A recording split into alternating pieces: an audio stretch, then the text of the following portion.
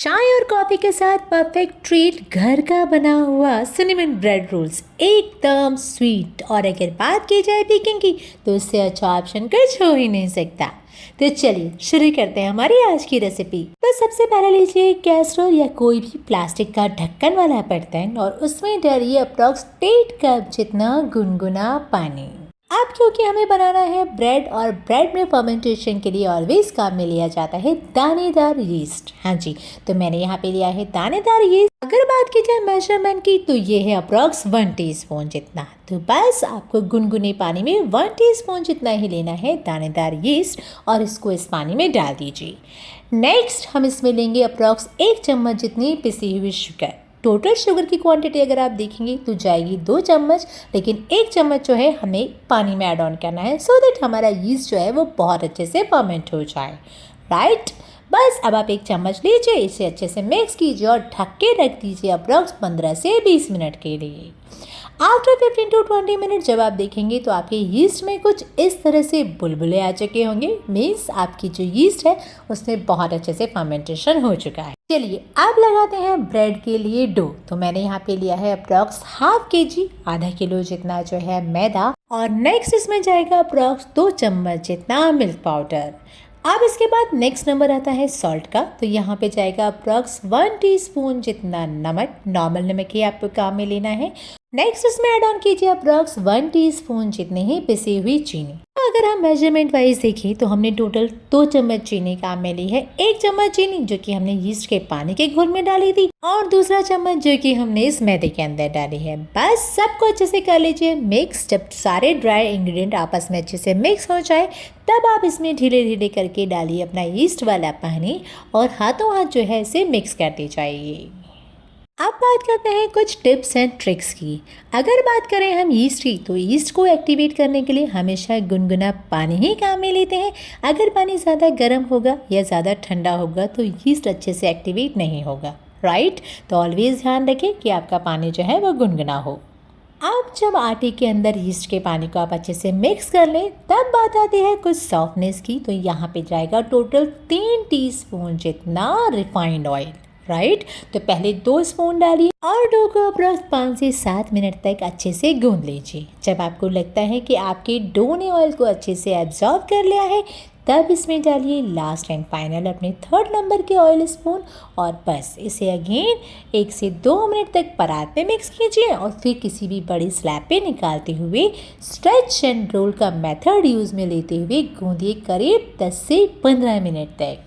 यहाँ पे tip number 2 और बहुत इम्पॉर्टेंट बात, ब्रेड को इतना गूंदने का पर्पस ये होता है कि इससे इसके अंदर का जो ग्लूटेन होता है वो बहुत अच्छे से डेवलप हो जाता है। इसकी वजह से ब्रेड जो है वो सॉफ्ट बनी रहती है। यहाँ पे टिप नंबर 3 और बहुत इम्पॉर्टेंट बात, ऑलवेज यीस्ट को एक्टिवेट करने के लिए उसमें चीनी मिलाई जाती है। चीनी ब्रेड में नमक के स्वाद को भी बैलेंस करती है और इसी के साथ साथ यीस्ट को भी डेवलप करने में हेल्पफुल होती है। राइट, तो बस स्ट्रेच एंड रोल का मेथड करते हुए हमारा डो हो गया है रेडी। लेकिन डो को चेक कैसे करें? तो बस आप उस पर फिंगर लगाइए और देखिए अगर इस तरह से डो बाउंस बैक करता है ना, मतलब आपका डो अच्छे से गूंद के हो गया है रेडी। लेकिन स्टिल ये अभी तक बेकिंग के लिए रेडी नहीं हुआ है। डो को फर्मेंटेशन के लिए ऑलवेज चाहिए कम से कम 2 से 3 घंटे। बट क्योंकि ये ऊपर से ड्राई ना हो जाए इसलिए 1/4 टीस्पून जितना रिफाइंड ऑयल लीजिए, डो के ऊपर लगाइए और बस इसे किसी भी गर्म बर्तन में या कैस्ट्रॉल में ढक कर रख दीजिए अप्रॉक्स 2 से 3 घंटे के लिए सो दैट ये बहुत अच्छे से यीस्ट के इफेक्ट में आके फर्मेंट हो जाए। जब हम इसकी ब्रेड बनाए तो वो एकदम बने सॉफ्ट। आफ्टर 2 आवर्स आप देख सकते हो कि किस तरह से हमारा डो फर्मेंट होके कैसरोल से भी बाहर आ गया है। राइट, तो बस इसको बीच में से हल्का सा पंच करते हुए डो को करिए बिल्कुल लेवल में और अगेन या तो आप इसे रोलिंग पिन पे रखिए या फिर सेम कैसरोल में ही एक जगह पे इकट्ठा करते हुए 1 से 2 मिनट के लिए हल्का सा गूंद लीजिए। चलिए अब बनाते हैं सिनेमन रोल्स के लिए मसाला। तो यहाँ पे मैंने लिया है अप्रॉक्स 1 टीस्पून जितना बटर। उसे मैंने नॉन स्टिक पैन पे हल्का सा गुनगुना कर लिया है और इसमें मैंने डाली है ब्राउन शुगर अप्रॉक्स 4 से 5 चम्मच जितनी। साथ में डाला है अप्रॉक्स हाफ टी स्पून जितना सिनेमन पाउडर, हाँ जी दालचीनी का पाउडर, जो कि रेडीमेड मार्केट में ईजिली अवेलेबल होता है। और बस इसे 1 मिनट के लिए बिल्कुल लो स्टीम पर पकाते हुए गैस को कर दीजिए बंद। इसे रखिए साइड में ठंडा होने के लिए, जब तक हम प्रिपेयर करते हैं हमारे ब्रेड के डो को, जिसमें कि हम सिनेमन की फिलिंग करेंगे, राइट। तो बस थोड़ा सा क्वांटिटी में लीजिए डो, उसे स्लैब पे रखते हुए बेलन से बेलते हुए बना लीजिए एक मोटी सी रोटी। बिकॉज हमारा डो थोड़ा सा ढीला है तो आपको यहाँ पे बीच बीच में मैदा भी डस्ट करते रहना होगा, राइट। और जब आपका शुगर और बटर का पाउडर बहुत अच्छे से ठंडा हो जाए तब आप उसे डालिए अपनी ब्रेड के ऊपर। अच्छे से स्पून से या स्पैचुला से आप उसे स्प्रेड कर लीजिए और इसके बाद ब्रेड की एक कॉर्नर को उठाते हुए सेफली आप उसे टर्न कीजिए और एक बना लीजिए अच्छा सा गोल रोल।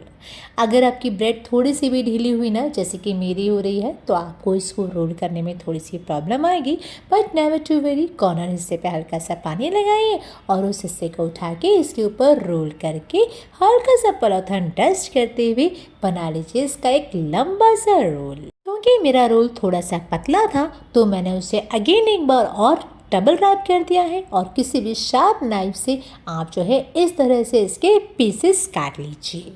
अगर आपको लगता है ना कि आपका डो थोड़ा सा भी ढीला है या आपसे सेटल डाउन नहीं हो पाएगा, नेवर टू वरी।